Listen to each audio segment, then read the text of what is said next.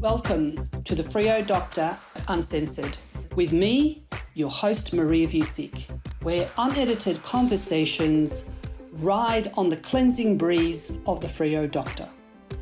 We are going to look at the broken footpaths, the grubby streets, from blocked drains to the unexplained decisions within council meetings, governance, finance, and yes, even the shenanigans that impact on us, the ratepayers. You will hear the voices of those with the questions and the answers. Let's get started.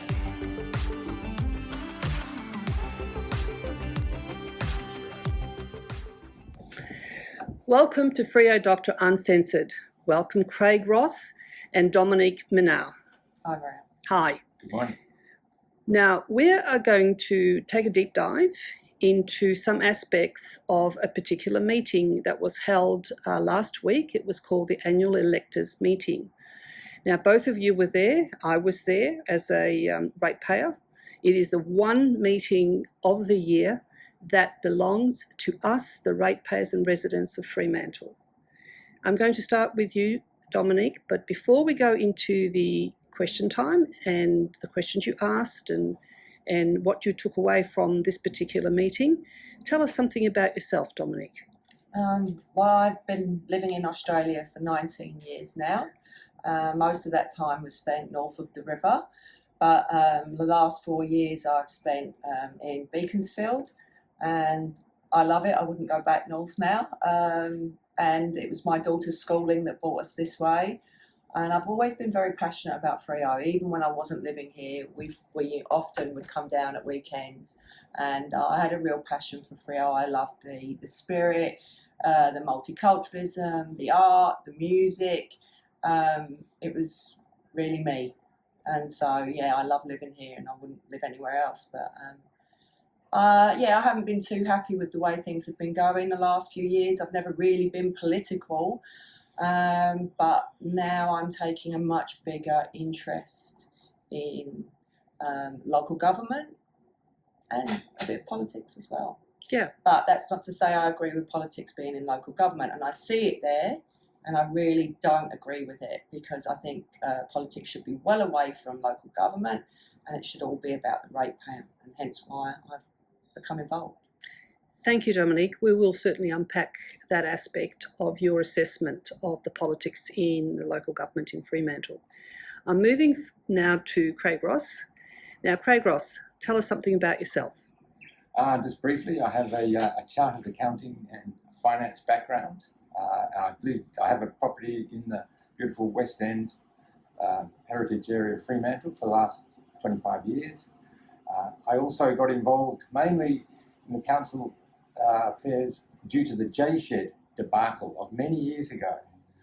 And often I go to the council meetings when I see the appalling finance decisions, and that was hence my questions at the annual electors meeting last week.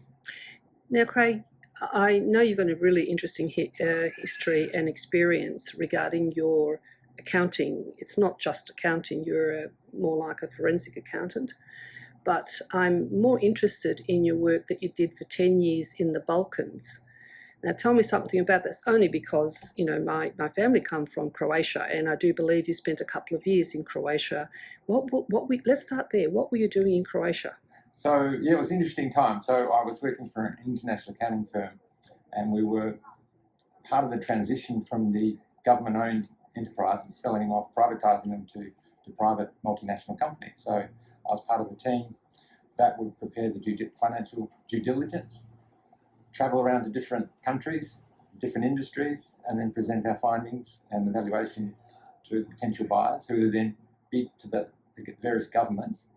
So I was based in Sofia and in Zagreb and in Ljubljana. All right. So for the listeners who don't know, this would have been during 1990. I know the Croatian War of Independence was 1991 to 1995, and this is where the old Yugoslavia broke up.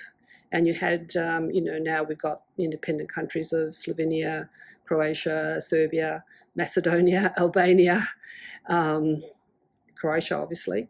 So it would have been at a time where governments were making transitions. So your skill set was something that they really required because they were state-owned businesses which were failing, because that's what communism, socialism does. It's just businesses fail, and they were making transitions into private enterprise. So your job was to transition countries from public ownership to private ownership. Yeah, so the key financial banks and financial institutions, the key industries, the energy sector and the key manufacturing sector had to be put in private hands to run more efficiently and to modernise with the new shareholders.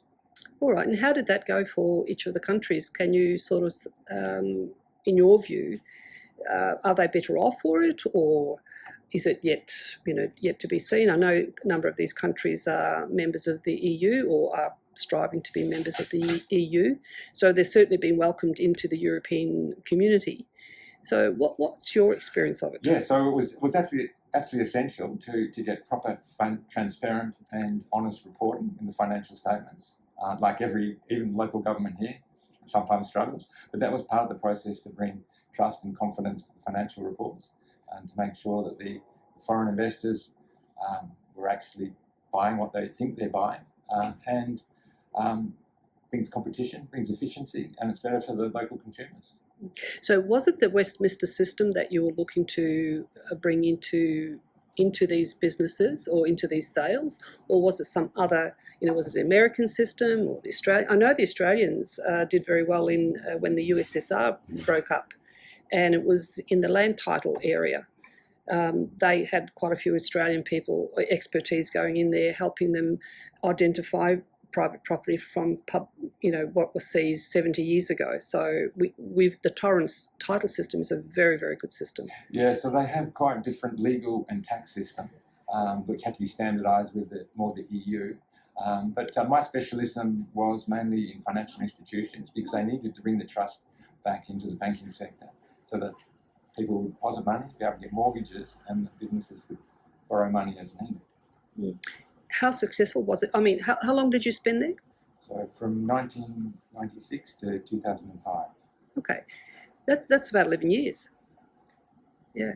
So why I'm wanting to tease this from you, Craig, I know you're a little bit reluctant to talk about yourself, but that's a huge skill set.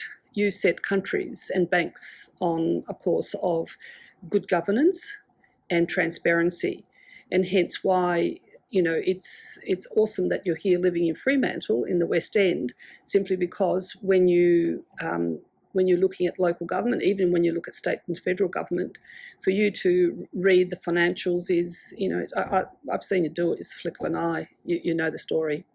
Yeah, so it's a transition period for those countries. So they're moving from their local accounting standards to international accounting standards. And that's also something that the local council should be also moving towards. They should actually be more mindful to move away from local government accounting practices to proper professional international accounting standards or Australian accounting standards here in Australia. All right, so we're going to have an opportunity to unpack that a little bit later on, Craig. Now let me go back to the night of the annual electors meeting. I know the press or the little bit of press we do get in Fremantle has said it was only about 30 people came, but I looked around, I was there, and it's like 60, 70 people came. Yeah, I was very upset. It made page 8 on the Herald. I mean, considering it was a pretty important meeting. Yeah. So, if you have a look at that particular meeting, this is the one meeting of the year that any ratepayer can come in, or a resident, and have their say. And the mayor is a facilitator. Yeah. The CEO is there, the director of city business is there, the director of infrastructure is there. So you've got the main directors of your city also in administration sitting there. But unfortunately, it wasn't live streamed that night. And I went to a meeting last night, that was live streamed. It was very interesting that the annual electors meeting wasn't, and there was only audio. So people couldn't see how people were voting that night.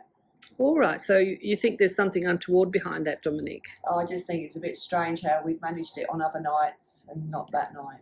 So what do you think? Personally, I think they didn't want to see how the councillors were voting. that evening. All right. So what grabbed your attention on the councillors' voting? What motion was that one? Well, the vote of no confidence in the mayor due to her financial handling of South Beach toilets. So I noticed that none of them voted for it and none of them voted against. I would have imagined some of them would have voted against that.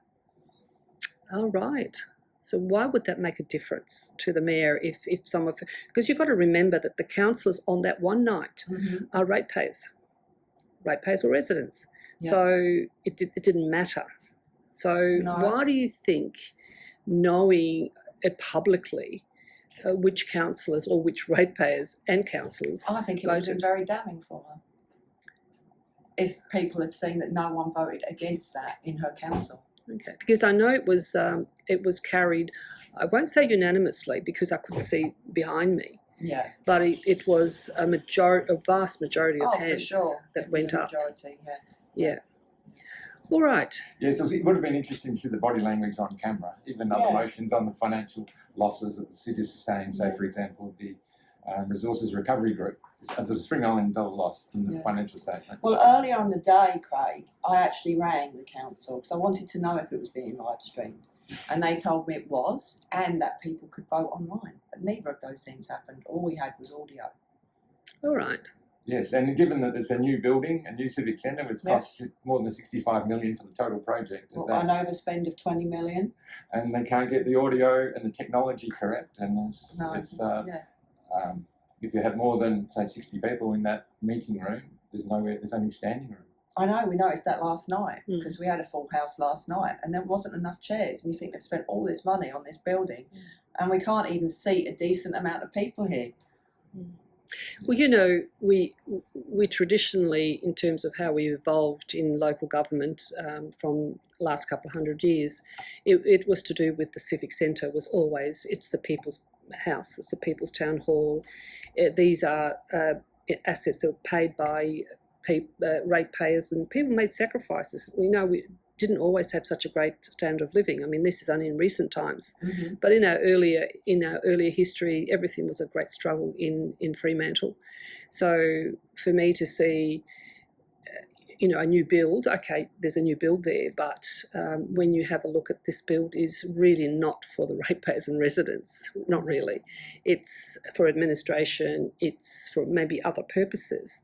But if you wanted to have 100 people in the chamber, which is the people's chamber, you would struggle. Yeah, you really would. Yeah. Because it's also to say, well, it reflects modern times. We can now go online and view people, how they voted and deliberation on decisions. But if your technology is not working 100%, there goes that argument. And not only that, you control the technology. Whereas if you can come in person, then you're there. I think people still like to be face to face. And there's the older generation that don't do well sometimes with technology. So, we've got to keep that door open. Yeah. To meet face to face and have a debate. And I don't like the red tape that's in the meeting either. It's like you talk for 3 minutes, then they either take it on notice or they'll give you some sort of half-hearted answer. But it's like someone wanted to answer again, respond to what they said, and you're cut off. There's no debate. There is no conversation. There's no conversation. There's no debate. It's so strict and red taped, and I don't like it.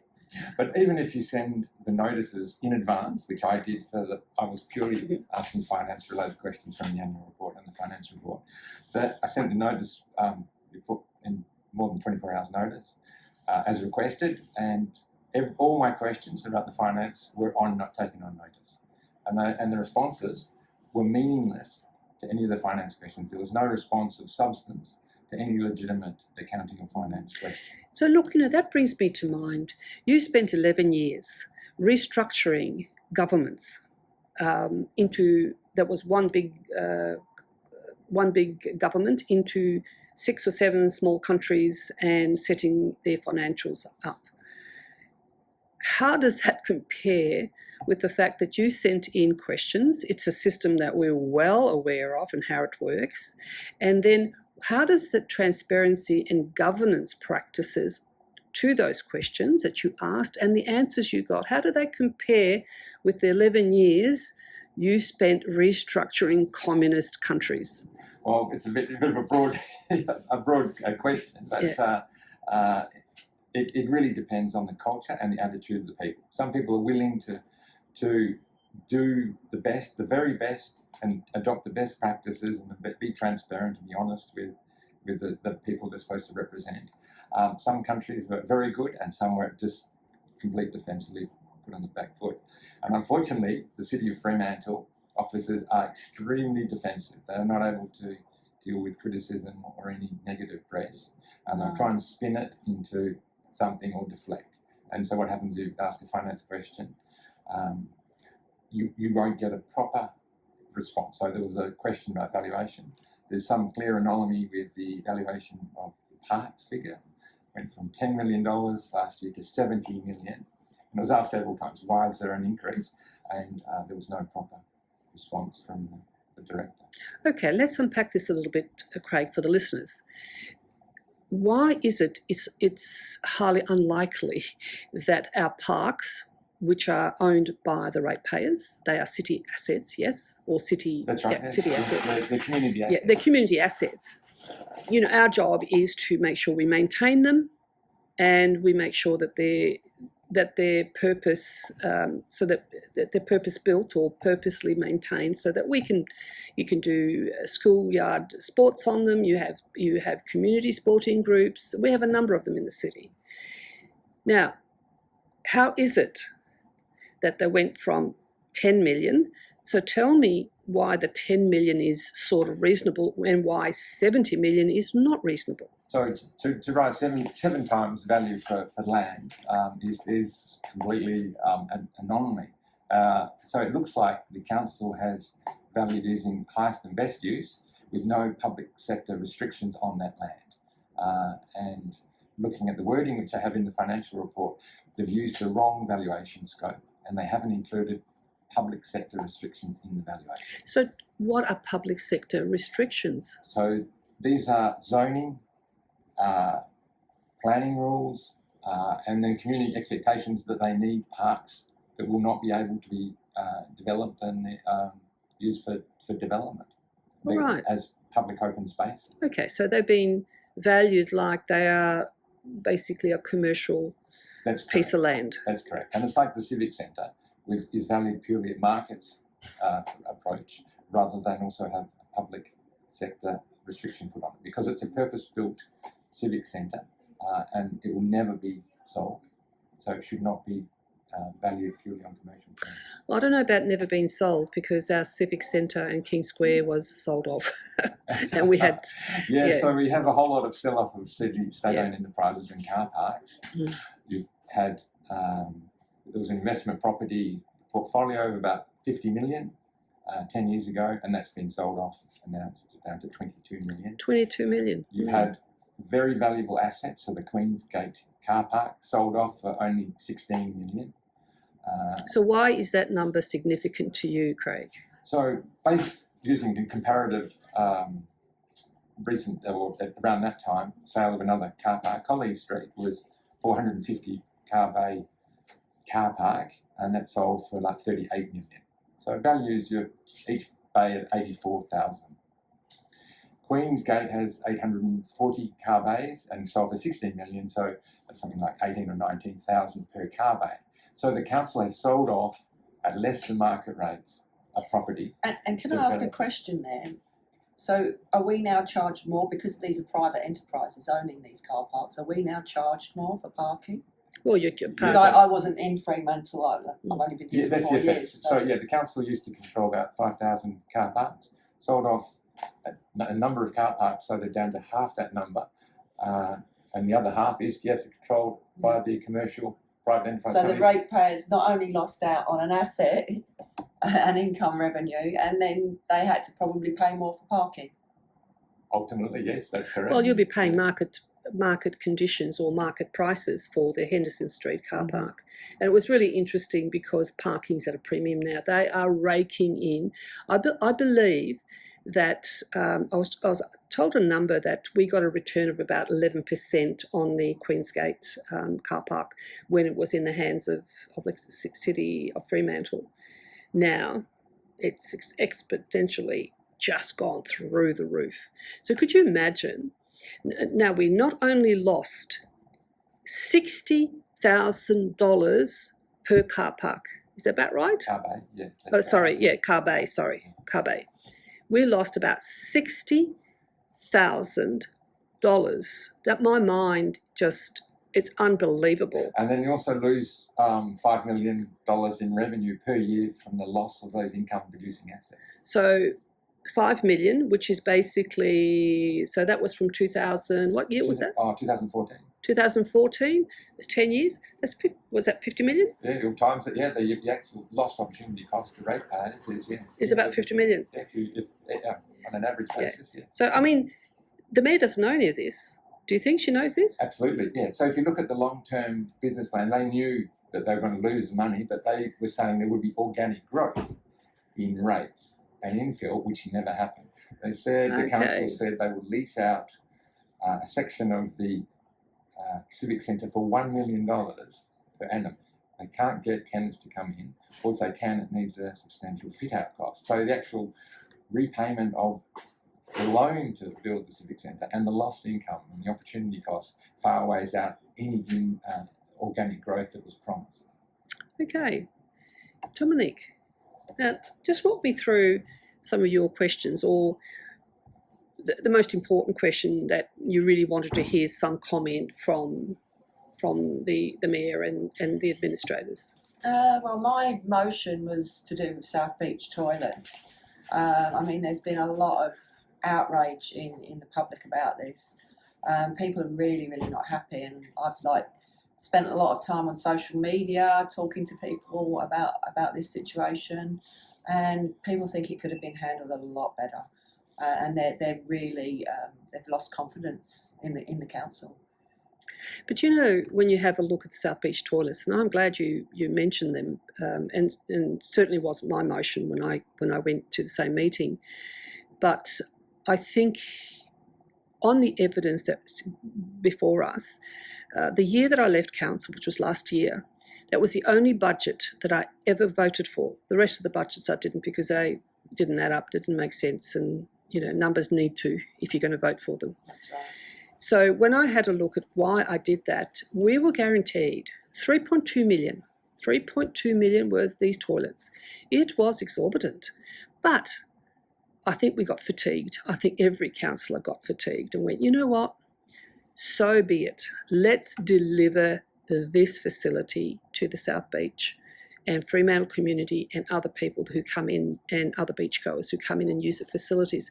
Let's do it. We were told it was going to be done by the end of summer. So we thought, okay, this summer. And I can remember verifying all of this, because this is really important for my vote. So when I went into chamber, I had no problem. I was going to vote for it. I mean, there were other things, but I thought, for the sake of these toilets, let's do it. I am so let down. Are you of a similar view? Oh, for sure. I mean, as well, I got to admit that I don't think they should have cost 3.2 million in the first place, though. I mean, for me, are we expecting the Taj Mahal? I would be expecting the Taj Mahal for 3.2 million, but in the community consultations, did they ever discuss a budget or a number, or how many millions it would cost? No, I was there. No, that was, I think, 2020. Yeah, that was 2020. And what's really disappointing is, out of that 3.2 million, they've spent 500,000, and another 500,000 has been committed. So there's $1 million there on just architects and consultants. And nothing's changed at all. And for our portable facilities, that for me are just not adequate. I mean, I got stuck in one of those, and I'm highly claustrophobic on New Year's Eve, and I couldn't get out of it.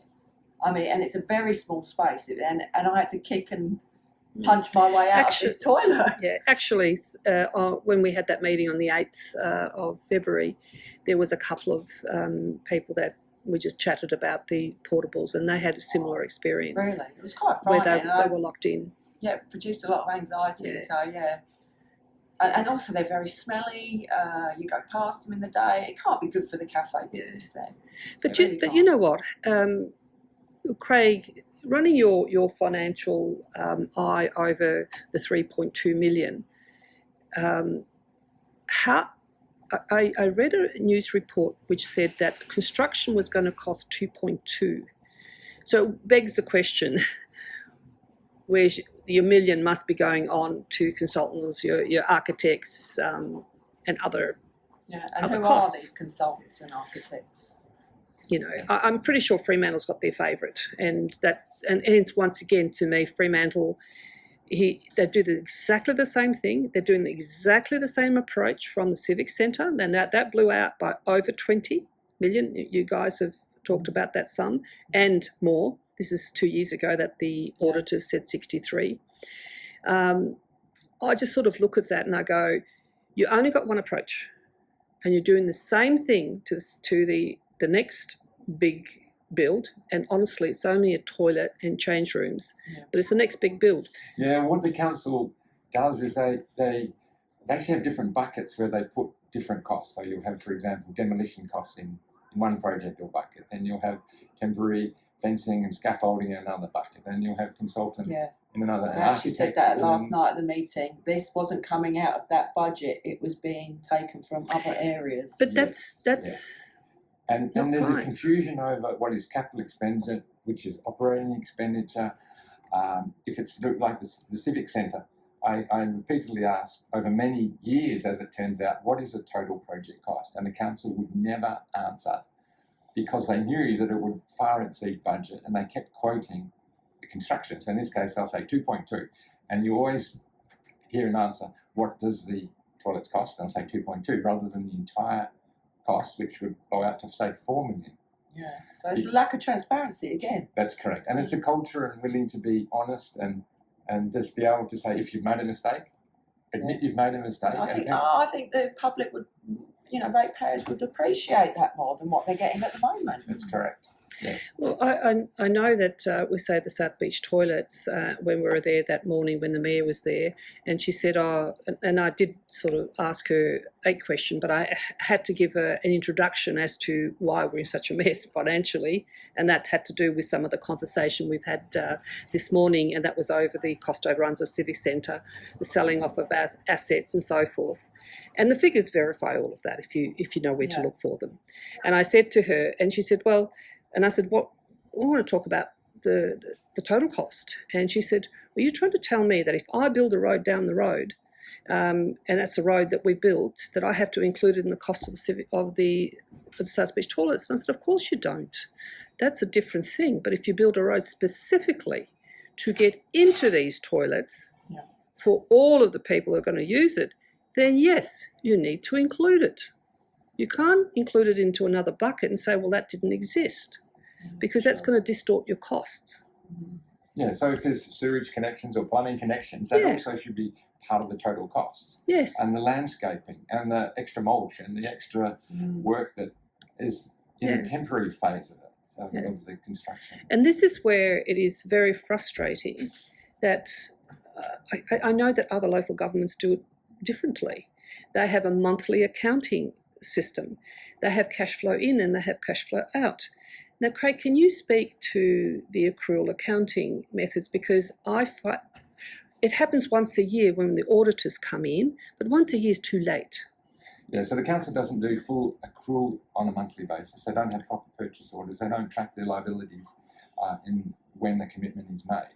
So that constantly the monthly financial information is incorrect, and it doesn't represent an extra couple of $1 million of expenditure, which is in invoices which haven't been received. Gosh, if I ran my business like that, it'd be a total shambles, wouldn't it? Now, can I just? And in addition, the council doesn't produce monthly summary accounts for a project. So, for example, the Civic Centre, there were no regular monthly accounts to accumulate all the costs and just highlight any issues that are coming, even safety issues, any risk issues, and a proper comparison to budget of the total project costs. So I'd be interested to know if the change rooms, the South Beach change, actually will have monthly progress reports.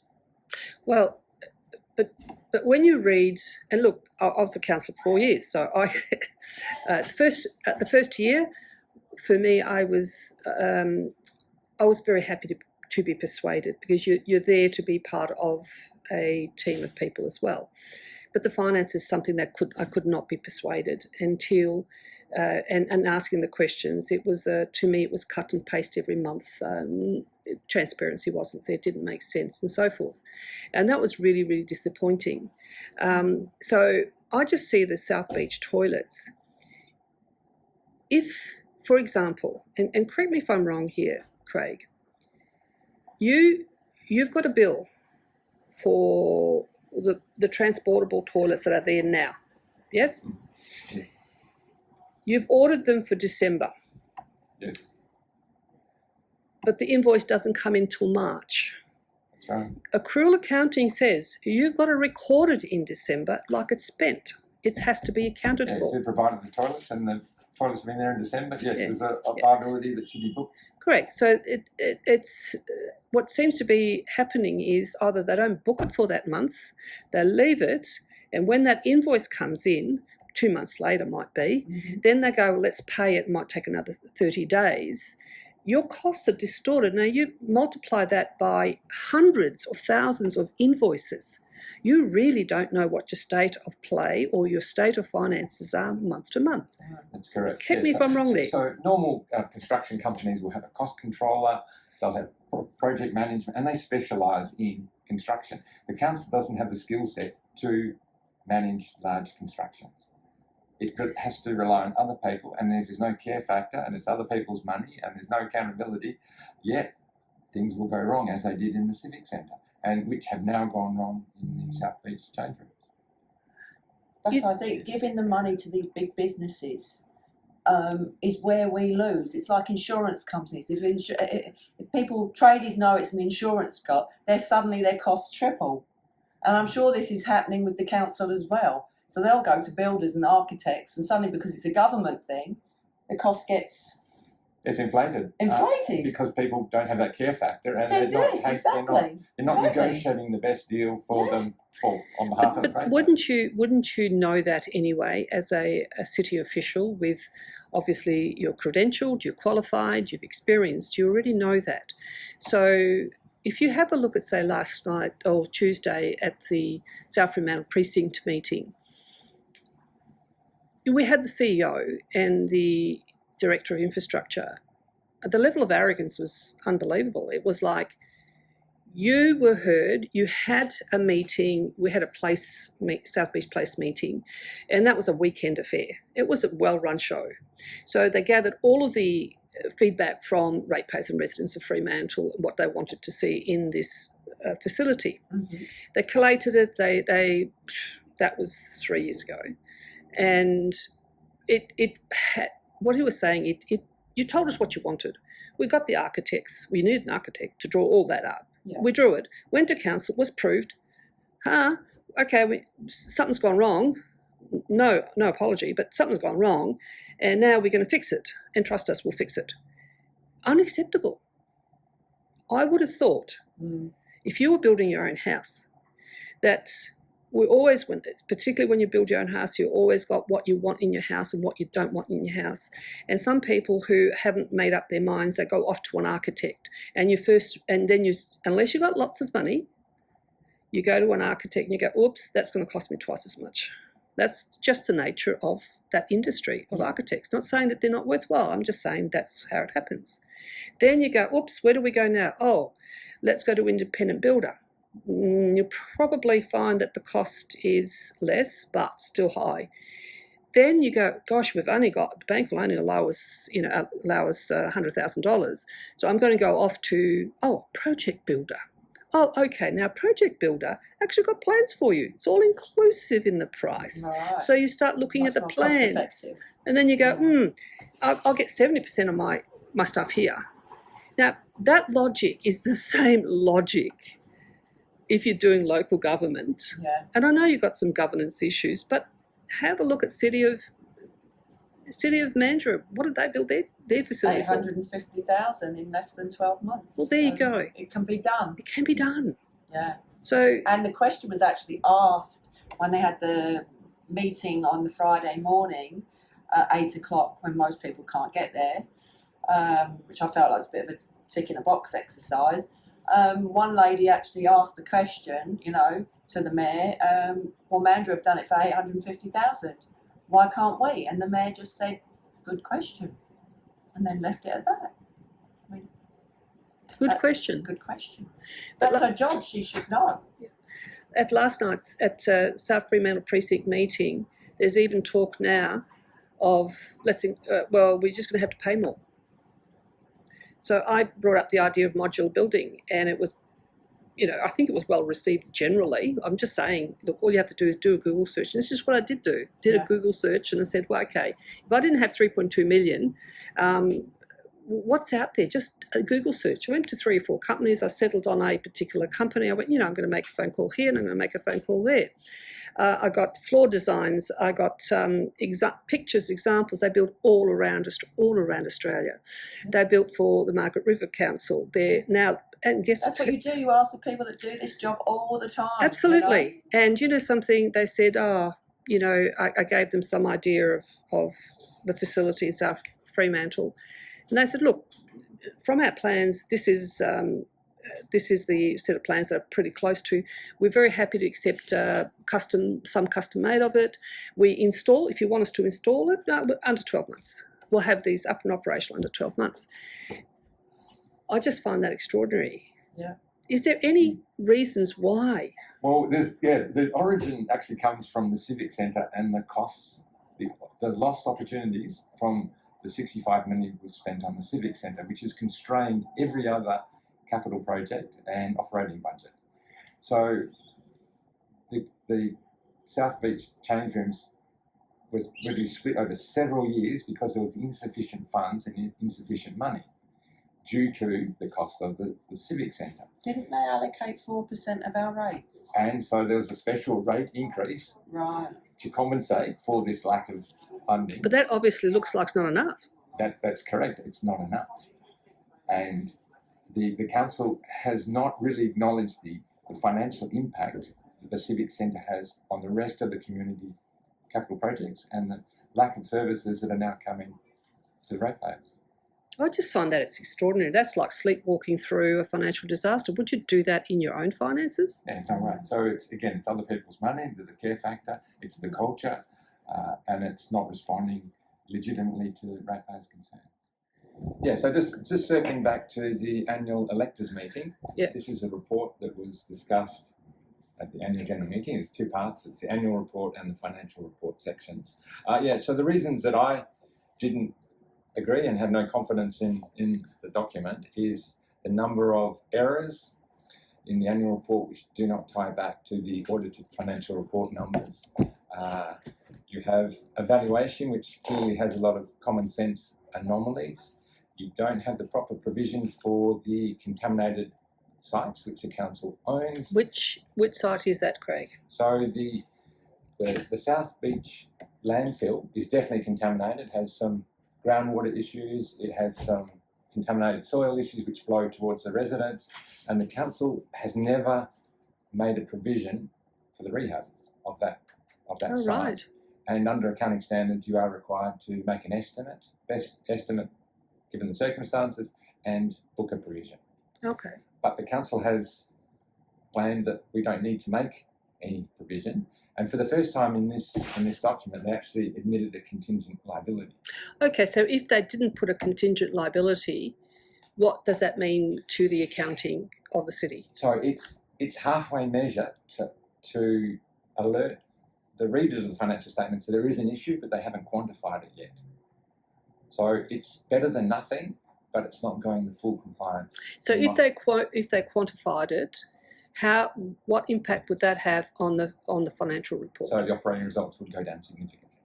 Oh, okay. So that's a good reason for keeping it out. The cash flow and it's never been put in any budgets that I'm aware of.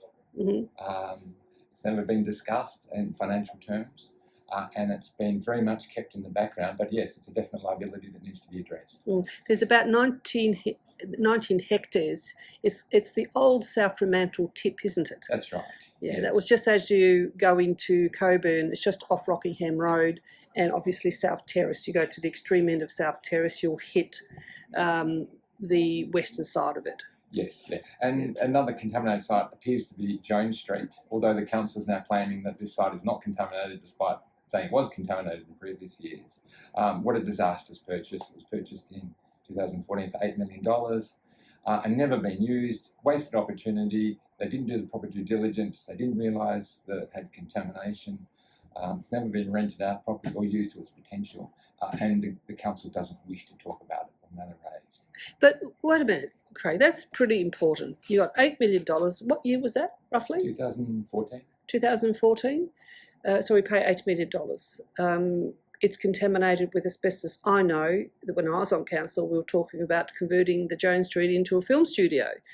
And we were saying, well, wait a minute, you can't do that until you remediate it because it's full of asbestos. Yes. Okay? Yes. And the government... And it's not able to be rented out and utilised to earn money for the ratepayers. So, yeah, it's interesting to see what the council will be actually doing. So, but you say it is contaminated. I know we had council discussions where it was contaminated. Who informed you on the electors' night meeting that it was not contaminated? So I think that was the director of operations. City business. City business. Okay. Yes, yeah. So is there any proof that this is contaminated? The City of Fremantle has admitted that it was contaminated in various questions that ratepayers had asked in previous years and in different councils. And that's on record? That's on record, yes. Okay. So, we purchased it for $8 million 2014. What's its value now? We don't know. So that is one of the questions I did ask at the electors meeting is what is the current valuation that's provided in FY23 for the Jones Street property? And does it take into account the contaminated restrictions and the rehab associated with that property? So is Jones Street in the financial report? There's no provision for rehabilitation for Jones Street in the financial report. Yeah. So once again, you don't include the rehabilitation or your liability on the South Fremantle tip. Remember, there's 19 hectares there, and you don't have a value put in for Jones Street because that's contaminated. That keeps your figures looking good. That's correct. So if you were to do the proper accounting standards, you'd have a significant operating impact, decrease operating results to make a provision and set aside money for that rehabilitation.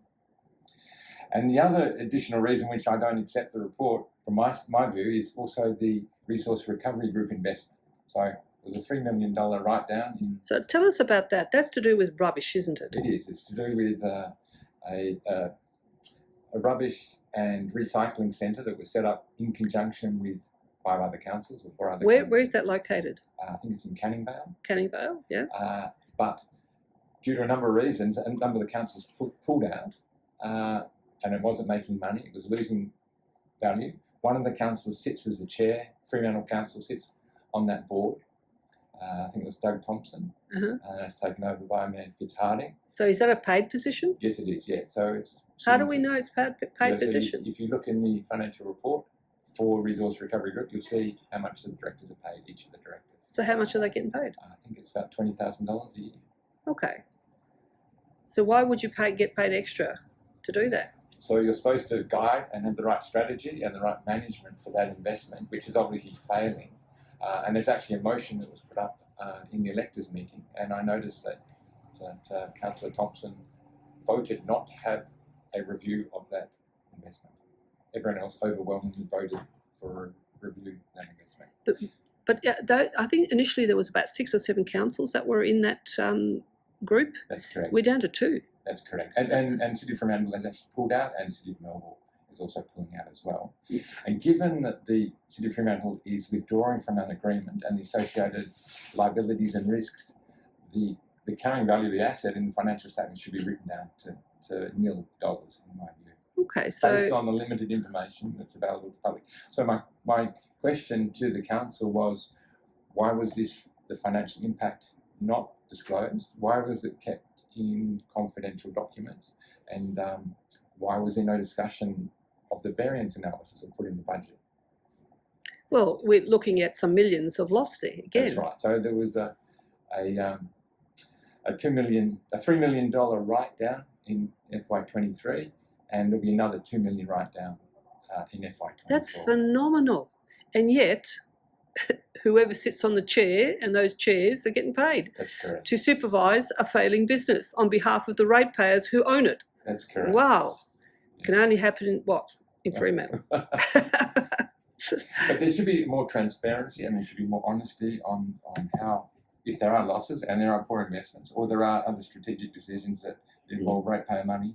See, I keep coming back whenever I hear you say, transparency and losses and governance, I keep coming back to the 11 years you spent literally restructuring the finances of the countries that are now separate countries of the Balkans, which was the old Yugoslavia. Yes, yes. Now, they recognised how important that structure would be if you're going to have transparency and you're going to have good governance and you're going to have good financial sound foundations. That's correct. And yet we're experiencing exactly the same here in the City of Fremantle.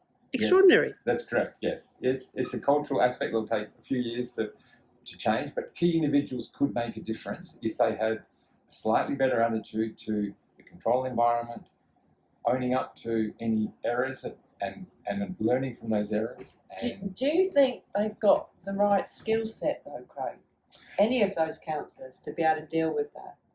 So from the councillor who are their responsibility is to scrutinise and effectively have the right strategies for the council. No, they don't have the finance background to We need someone like you, don't we, on council?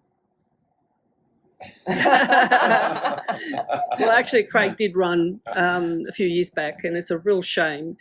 But there is also a high turnover of council staff in the finance area. I should imagine there is, for obvious reasons. Yeah. And there is, just from asking various questions, the senior staff of the council are not familiar with normal accounting terms and unable to answer on the spot any financial questions. It seems like we haven't got the right people in there with the right skill set. We haven't. Now, we're coming to an end now. What I'd like to do, look, we've discussed the annual electors meeting, and I'd like my listeners to know that this is an opportunity that every local government gives you, and that we ought to all participate, shouldn't we? I mean, you guys made the point of coming in, you structured your questions, you came, you voiced those questions, you came face to face with the administration. Can I say, the concern is we put those motions forward, and it was my first annual electors meeting, and when I come out of there, someone said to me, said, oh, they could just throw all those motions out in the next council meeting, and that was really disheartening. Look, it is, however, it's on record. It's on record, and I think what's happening in the last few years, average people have had enough, and they're taking a more active participation in local government, and it's on record. The mayor can't keep hiding from this. The various councillors can't keep hiding from this. Their politics are very visible, because all we have to do now, where 5 years ago, 10 years ago, 15 years ago, it wasn't that obvious, because Fremantle was still doing better. Yeah. And now you look at your dirty streets. You have a look at the losses that we've made with the new building. The King Square. Local government should never ever get involved in property development or looking to make money on property. That's not your role. Yeah. I think. And it doesn't seem like they're doing enough to help local business. I mean, this cancelling the Easter West End weekender. Yeah. I mean, we talked to a lot of businesses. They were very unhappy. So you were there last night. Let's just cover that one off before we. Yeah, it was a packed council, and we saw people that there was a few of us that went round with a leaflet that was saying, this is what the council have done. They've cancelled the West End, and they were like, why? Why have they done this? And I said, well, I can't answer that question, but please show up at council and please ask the question. Do you know, I look at sometimes gestures like that, and I've spoken to a number of people who basically were not happy with the Mayor's response to why did they cancel the Easter. It's over Easter, isn't it? It was that Easter. Well, the director actually answered the question, but I didn't really understand his response. It just seemed a bit... But in addition to the markets, the lack of interest in the heritage area of the West End is appalling. The cancelling of heritage awards, grants, and even just helping the residents in the West maintain some of the ambience and the character of the West End.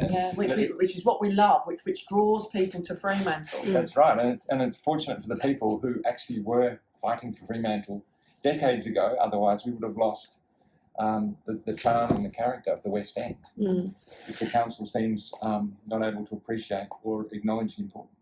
Yeah, so what we're doing is we're building on top of our heritage. Are we being very classy about those builds? I don't think so. I've covered 3 episodes with John Dowson, who talks specifically about these new developments that's happening in your backyard, Craig, and in our city. And the Fremantle Society is absolutely appalled at the lack of consultation, lack of transparency in the governance that goes around that. It's very sad. You know, so certainly this Easter market, I look at Christmas, what Christmas was like in 2016 even, 2015 and 2016. I used to bring my little grandson around do you remember the tree that was around King Square? It had all the lights on and it was just awesome. It was just like a fairy tale in there. Yeah. We now have, I'm not sure where they bought it, but they look like some Bunnings lights, little fairy lights. We string them across our street. That's it for Christmas. Is this a council that's also getting rid of Christmas? Now let's target Easter. Yeah. Is that the real reason? I don't know. I mean, have they got something against Christianity? Don't know. All I can say is Christmas is no longer Christmas in Fremantle. You have to go to Claremont Quarter. You have to go into the Perth City to view beautiful lights and Christmas trees but we don't celebrate that anymore. It seems like they're making political decisions. But you know, there was one guy at the electors meeting, I think it was Mr. Greenwood. He made a very, very good point on the mayor hoisting the flag down. Half-mast. After the referendum. 64% said no. Correct. She still decided she knew best. And that was not her authority. I think there's a whole lot of governance attached to it. Upset a lot of people. I know a lot of people that are talking about that. Yeah, and he made such a fantastic point. And this is when you actually are listening to other people's point of view. Yeah. He said, "Who gave you the authority to act on my behalf on this particular issue?" And he's dead right. Code of conduct as well. Yes, he was dead right. It's like, no, you had no. It's like getting rid of Australia Day. It's like there's a lot of things that they've done. And they're political issues, Maria. Correct, they're political issues. Absolutely correct. The Cow Council should not be getting involved in them. No, not at all. We are about rubbish, rates, contaminated sites, community service, prune your trees. Awesome. With that note, we're going to end this podcast. Thank you so much for making yourself available. Thanks for the Craig invite, Ross, Maria. Dominique Mimnagh. Thank you so much for participating in Fremantle Doctor Uncensored. We'll have you on again. Thank you. Thanks, Maria. Thank you for tuning into Freo Doctor Uncensored. If you like this podcast, give us your feedback in the comments and like and share for more awesome content. Catch you in the next episode.